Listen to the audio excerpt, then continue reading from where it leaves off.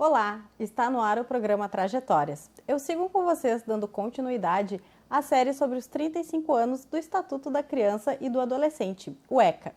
Hoje recebo aqui no estúdio a desembargadora Maria Berenice Dias.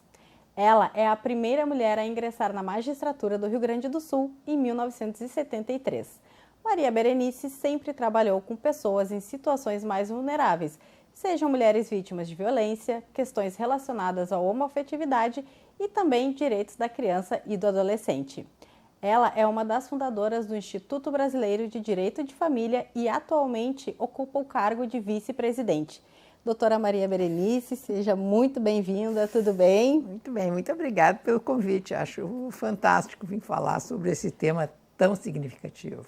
Com certeza, né? São 35 anos. Mas, doutora, me conta o que levou a senhora a ingressar na área do direito, né? O que levou a menina de Santiago a escolher essa área?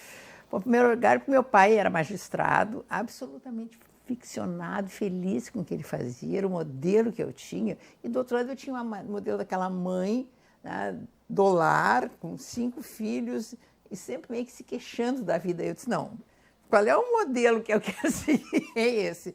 Só que assim, ó, quando eu disse, não, eu quero estudar direito, porque eu quero ser juiz, enfim, eu só não sabia que as mulheres não podiam fazer concurso. Essa foi assim, ó, um dos maiores choques que eu tive na minha vida. Eu disse, não, aqui menina não entra. Eu disse, como assim? Não, mulher não pode ser magistrada.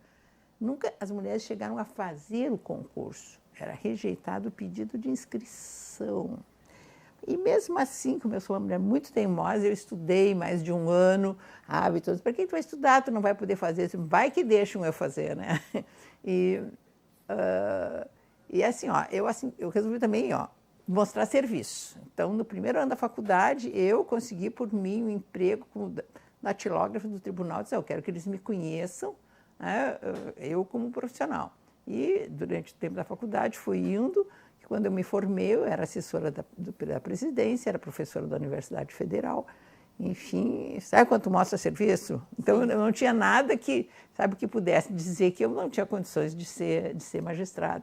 Aí eles, com muita má vontade, eles, bom, então vamos deixar as mulheres fazerem, mas elas vão rodar, fizeram tudo, né? E quem tem letra de mulher não passou, né? Então vamos rodar nos orais, enfim, foi uma guerra muito grande. Diminuíram minhas notas minhas, eu tive que fazer 2 vezes o psiquiátrico e o psicotécnico, olha só que horrível isso, né? Aí quando eu passei, né, eles não queriam que eu fosse para o interior, que imagina se eu fosse namorar um oficial de justiça, e que na época a gente usava aquela sainha muito curtinha, né, o queixador me chamou assim, mas tu não podes, né, ir para o interior com esta saia. Eu disse, não, essa saia é de andar aqui, eu já comprei 2 abaixo do joelho para levar para o interior, enfim. Quer dizer, eu tive toda a carreira, sabe, muito, o pessoal voltado contra mim, sabe? Não era um lugar que eles me queriam, principalmente por eu ter aberto a porta. E foi essa discriminação de que eu sofri, que me tornou assim, com mais sensibilidade, sabe, para todos os segmentos, sabe, que são alvo de algum tipo de discussão. Aí que eu comecei a me envolver com a questão da mulher, no primeiro momento, porque a justiça discriminava muito a mulher, sabe? A questão da criança, a questão dos homossexuais, que eu fiz uma enorme campanha, foi a primeira pessoa a decidir nesse sentido no ano de 2000, e a vingança do tribunal viu, ó, disse que ela não podia ser juíza, pois é, agora ela é lésbica, ela está defendendo os homossexuais, como se tivesse uma coisa a ver com a outra.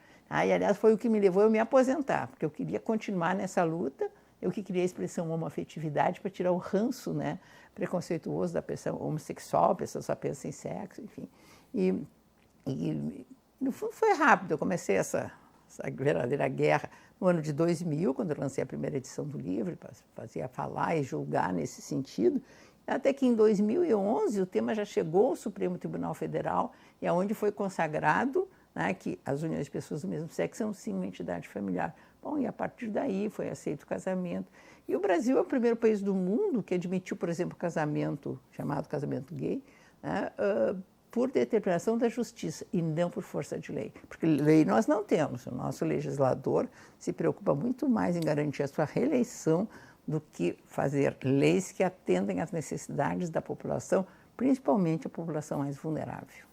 Com certeza, né? E a senhora também tem essa vivência, né, do que chamamos, né, hoje não temos tanto quanto, né, na época, mas das minorias, né, que nem a senhora disse, de quando a senhora começou a ser um ambiente estritamente masculino, né, de se ter aquela coisa de, não, ela é mulher, vamos dificultar o máximo, né, a entrada dela no nosso ambiente.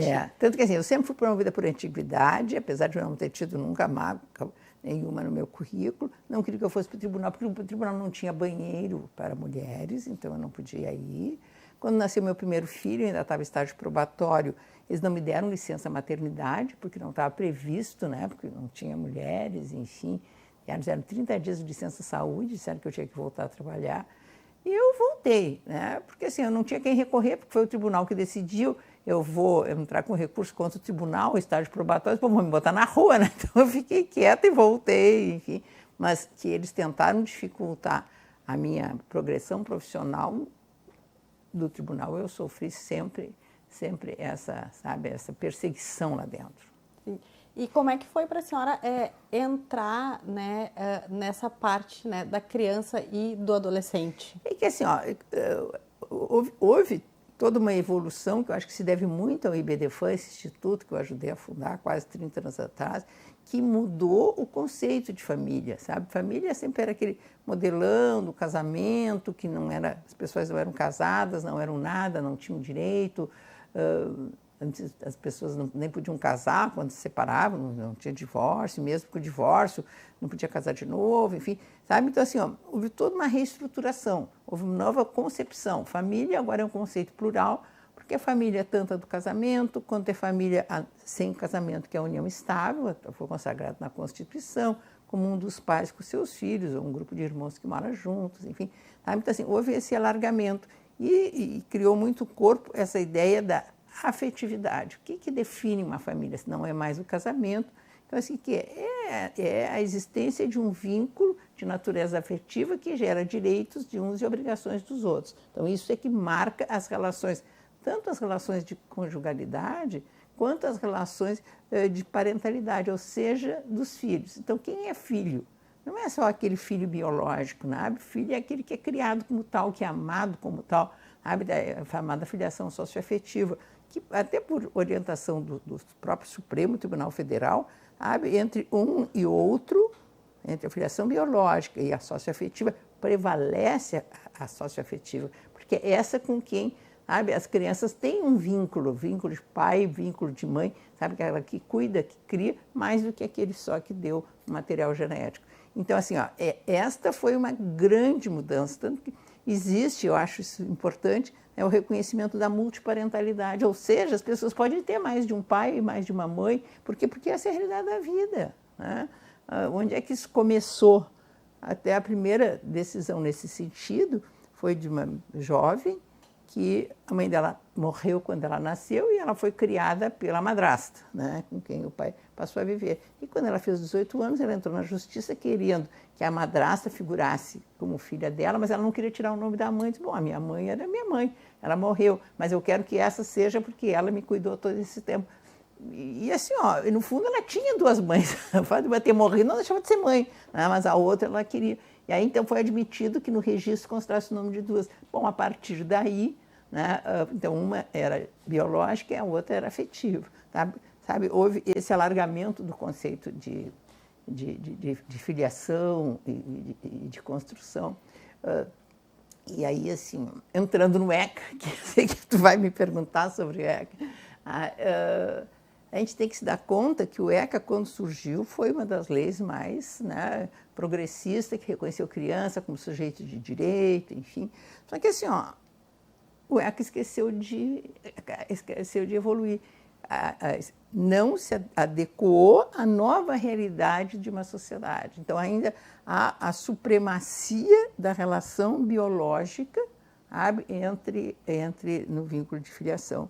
E isto tem um reflexo extremamente perverso, que eu acho que assim, é o maior pecado que no Brasil se comete, né, é com relação a crianças e adolescentes que foram afastadas do núcleo da sua família chamada natural, por negligência, por maus tratos, por abandono, enfim.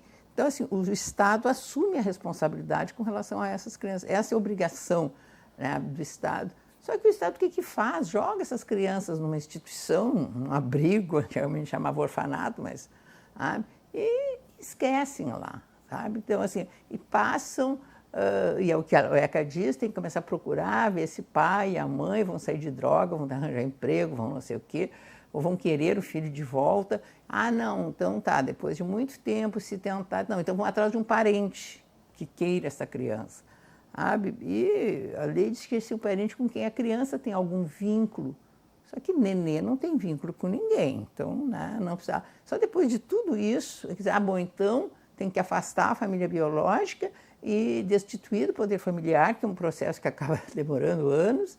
Então a criança fica apta a ser adotada. Quantos anos se passaram? Durante todo esse tempo ela ficou em um abrigo, sabe, sem ter aquele vínculo com alguém, há uma rotatividade muito grande de cuidadores, enfim. Então, assim, ó, isso é um crime que se comete. A criança perde a infância, sabe, sem nenhuma identidade, porque os abrigos, por mais que possam ser bons, que eu questiono um pouco, porque ninguém controla, não sei, ninguém parece ser responsável, nem o Poder Judiciário, nem o Ministério Público, nem a Defensoria Pública, sabe, aquilo ali é meio que terra de ninguém, as crianças estão lá, eles deveriam ter grupos de apoio à criança, ninguém sabe se tem ou não, ou dizem que tem e ninguém controla, que os juízes têm que fazer audiências concentradas de 6 em 6 meses, que também eles não fazem, e quando vão fazer, estão junto as pessoas que cuidam dos abrigos. As crianças não podem falar nada, vão falar alguma coisa de como é que são tratadas, enfim. Sabe? A gente sabe de casos de violência, casos de abuso, enfim, dentro de abrigo. Então, às vezes, elas saem do hospital, vão direto para o abrigo e saem de lá com 18 anos. O que acontece? Nunca tiveram uma vivência social, nunca tiveram. Lá eles vivem em comunidade, ninguém, sabe, tem, nada lhe pertence, sabe? Ninguém tem nem a própria calcinha. Existe gaveta pelo tamanho, sapato pelo tamanho, e cada um pega o seu. Essa não é a realidade da vida lá de fora, então elas não são nem preparadas para isso, e isso é um crime que se comete. Então, e as pessoas se candidatam para adoção, levam muito tempo para serem habilitadas, né? Como se, bom, fazer filho é a coisa mais fácil do mundo, né? Ninguém questiona. Agora, para adotar, tu fica lá 2 anos, enfim, e a pessoa se é jogada numa fila, ninguém dá explicação onde é que ela está, e as pessoas chegam a ficar 5 anos, 10 anos na fila da adoção, e não tem a mínima chance nem de conhecer as crianças que estão institucionalizadas. E tem, assim, uma realidade, assim, 23% das crianças que estão institucionalizadas, elas têm algum tipo de doença, né, ou de deformidade, enfim, ou são grupos de irmãos muito extensos. E quem é que vai adotar essas crianças se não tiver a chance de conhecer e se apaixonar por elas, né? As pessoas têm um sonho do filho e tal, pequeno, de preferência mais parecido consigo.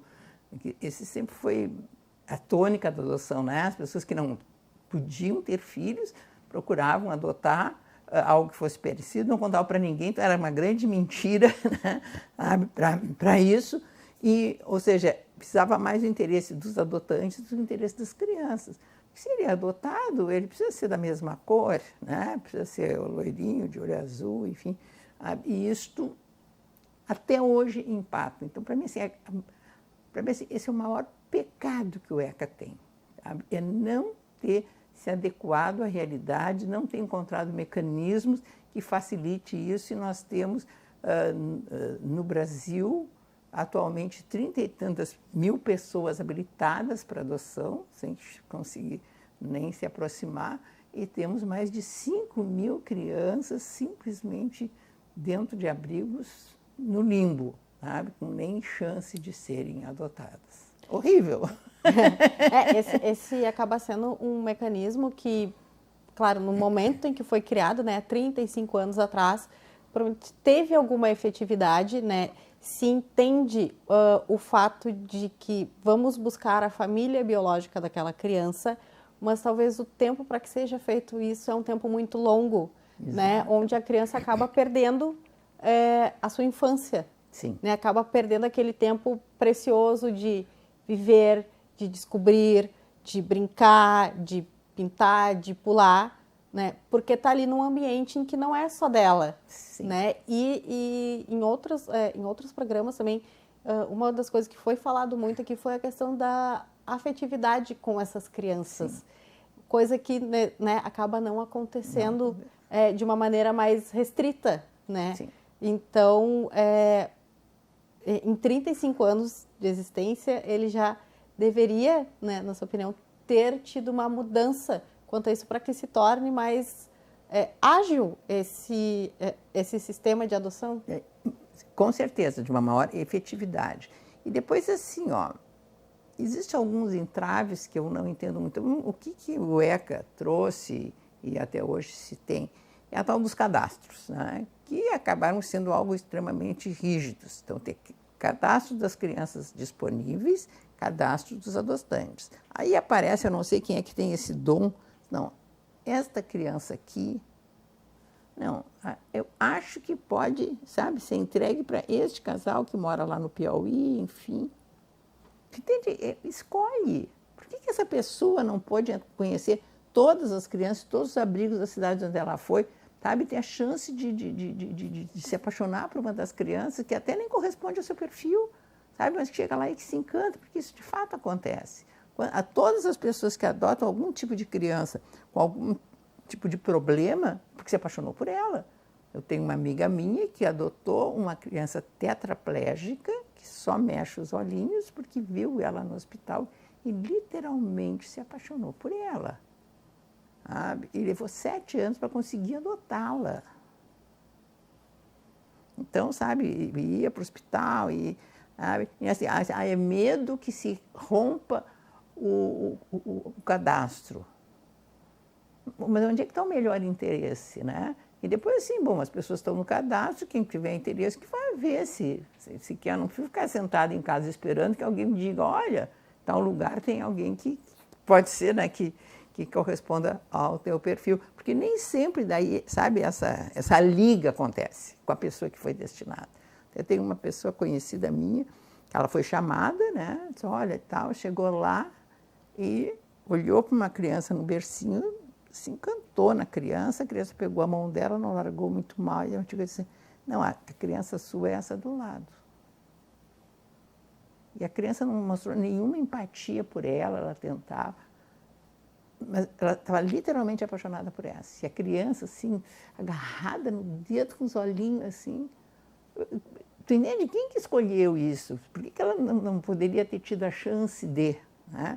E assim, existem soluções, por exemplo, existem grupos de irmãos muito grandes. Então, o princípio é não separar grupos de irmãos. Mas ninguém vai adotar 8 crianças das idades mais variadas. Então, qual é a possibilidade que ter? Né? De que essas crianças sejam dadas em adoção para pessoas da mesma cidade que assumam o compromisso de manter a convivência entre eles, ou seja, manter os vínculos fraternais. E isso não acontece. Então tem de 16 anos, tem um outro de 10, tem um outro de... Aí tem um de 2. Aí o de 2 todo mundo quer. Diz, não, mas tem que adotar todo mundo. No fundo, ninguém é adotado. Né? Quando diz, não, então tá, então na tal cidade eu quero adotar isso, mas vê se tem, vai no cadastro, fala com as pessoas, ou habilita as pessoas. E outras circunstâncias, mas aí assim, eu não sei se eu sou sozinha, mas se sou minoria, e acho que as pessoas, as mães, deveriam ter a liberdade de escolher a quem elas querem que assuma a maternidade do seu filho. Porque entregar um filho para adoção, apesar de todo mundo achar um horror, eu acho que é um grande gesto de amor, um grande gesto. Se dá conta que não tem condições, que não tem meios, que não é o momento ideal, mas assim, eu quero entregar essa criança para ti, porque tu é da mesma religião do que eu, porque tu acredita nos meus valores, porque eu gosto muito de ti há muito tempo e tal. Não posso. Tu entende? Assim, eu não vejo nenhuma... mas as pessoas vão comprar os filhos e tal. Entende? Assim, na exceção, isso e aquilo. Conclusão, o que acaba acontecendo? As mães entregam os filhos para as pessoas que querem. Essa situação é irregular, a criança daí não tem direito nenhum, não atende o melhor interesse da criança. E se essa pessoa vai na justiça pedindo para regularizar, a justiça, as crianças já têm 1 ano, 2 anos, a criança chega a ter 5, mas não, foi mal, foi mal. Tira e bota no abrigo, foi mal. Ou seja, a criança é punida, no fundo, por um pecado da mãe e de quem adotou, sabe? Então, tu entende? A criança acaba sendo punida. E quando eu acho que não, eu acho que as pessoas têm essa liberdade. Então, se eu chego lá com a criança, eu quero entregar para fulano, então que faça um estudo psicossocial com essa, para ver se a pessoa tem condições e tal, e não simplesmente, não, isso é proibido. Só que, tu entende? Assim, e o que acontece, como nós vimos agora aqui em Porto Alegre, bem recentemente, que chocou todo mundo, que foi encontrada uma criança dentro de uma mochila. Por que isso acontece? Porque a mãe não tinha outra solução, sabe? Em primeiro lugar, não existe educação sexual nas escolas, que está mal, né? Não existe métodos contraceptivos, né, que estejam ao alcance de todos. A interrupção da gravidez, eu não sei por que cargas d'água, ela é proibida, né, no Brasil, e mesmo nas hipóteses legais há uma resistência a isso. Bom, e o que as pessoas fazem, né? As pessoas jogam o filho no lixo.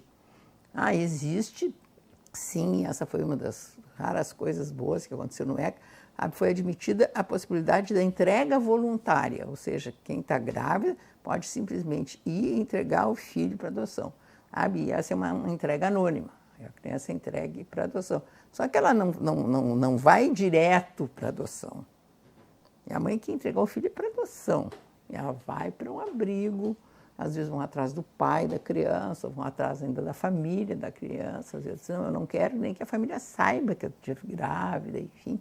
Sabe? Mas mesmo assim existe no mínimo 2 anos essa criança ficou num abrigo durante esse período, mesmo a mãe entregando o filho para adoção. Então acho isso situações muito... Sabe que nós temos que pensar isso mais, isso é algo que tem que movimentar a sociedade, porque nós não conseguimos sensibilizar nem o nosso legislador, nem o judiciário, nem a Defensoria Pública, nem o Ministério Público.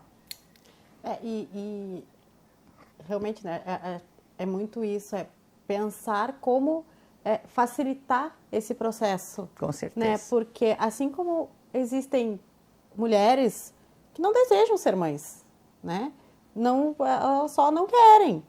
Isso é independente de julgamentos, né, de religião, enfim, elas não querem, olha, não me sinto confortável, não quero ser mãe.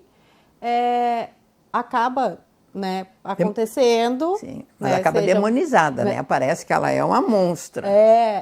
E muitas vezes acaba acontecendo dela ficar grávida, seja por falta de educação sexual, enfim, não entraremos nesse mérito, porque acontece. Sim.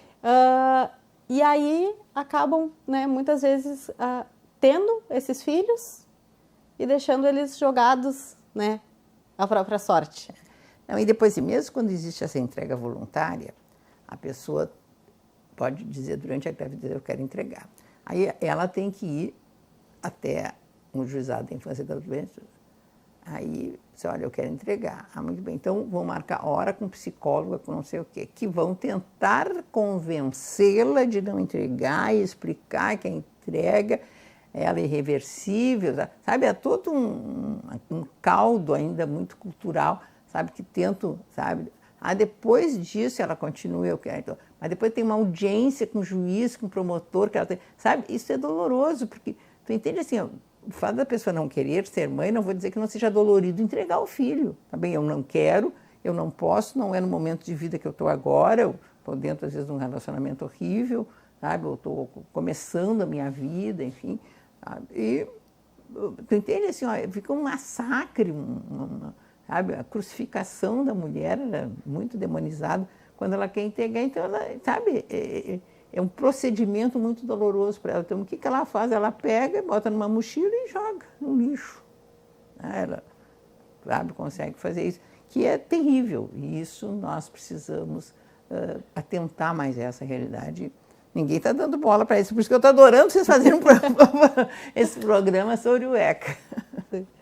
Doutora Maria Berenice, infelizmente o nosso tempo está terminando, mas, né, em uma próxima oportunidade, com certeza vamos voltar a falar sobre isso. Vamos. Né? Então, eu deixo o espaço aberto para a senhora fazer suas considerações finais. Olha, é muito, muito significativo nós todos pensarmos nisso. Porque essa é a nossa capacidade de nos colocar no lugar do outro, sofrer a dor do outro, é que nos torna mais humanos. E esta é uma realidade que tem que doer em todos nós. Não é porque eu tive os meus filhos e criei, não é porque eu não conheço ninguém que queira acontecer isso, sabe, que não nos gere essa responsabilidade. E as coisas só têm a possibilidade de mudar, sabe, se houver essa movimentação. Então, eu assim, encareço a todo mundo que atente a isso, sabe, que se sensibilize, que se faça um movimento, que se fale, para ver se a gente sensibiliza o legislador, sensibiliza o próprio judiciário, sabe, porque as coisas têm que mudar. E isso acaba sendo uma responsabilidade de cada um de nós. Doutora Maria Berenice, muito obrigada e até a próxima. Até a próxima. Então, essa foi a desembargadora Maria Berenice Dias.